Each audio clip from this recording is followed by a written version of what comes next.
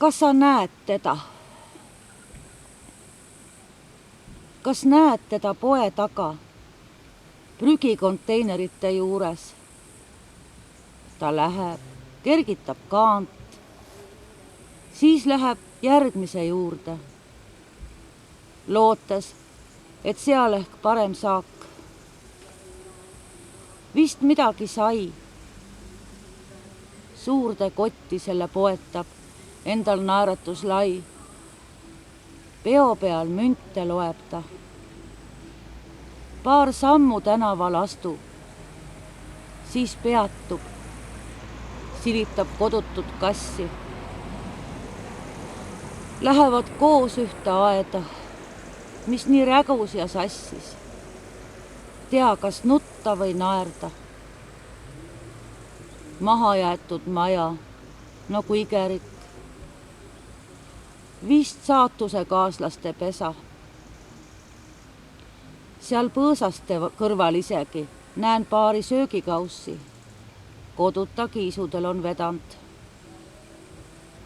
Ta üle värava korraks otsa mulle vaatab. Elu juba omajagu elatud, aga mitte sugugi vana ega eakas. Hüljatu, heidik, põlatu. Paljuski enam kui kõlbmatu.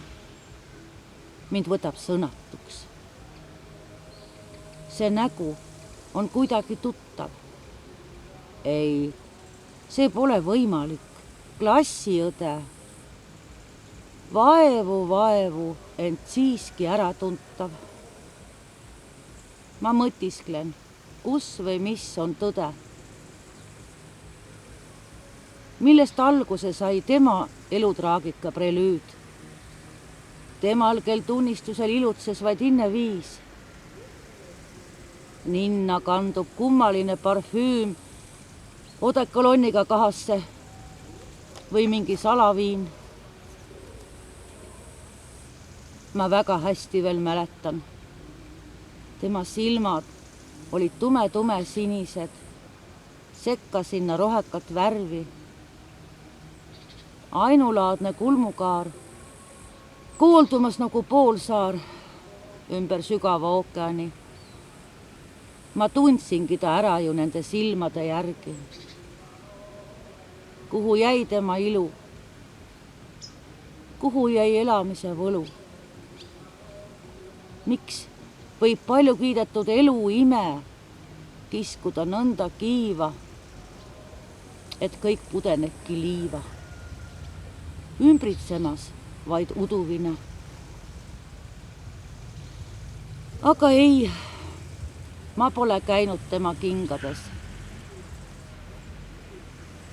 Sügavalt sisse hingates taban ennast mõttelt, teen vist ühe meeletuse. Ma kirjutan temale luuletuse. Lähen õhtul sinna tagasi. Jätan selle värava vahele. Kiisule süüa ja juua. Süüa ikka neile mõlemale kahele. Ei tea, kui paneks ümbrikusse meie klassi pildi. Tõesti, ma ei tea.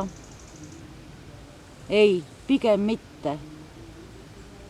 Ma pole ju iial kandnud tema kingi. Aga panen sinna mõned lustakad omaenda kassipildid.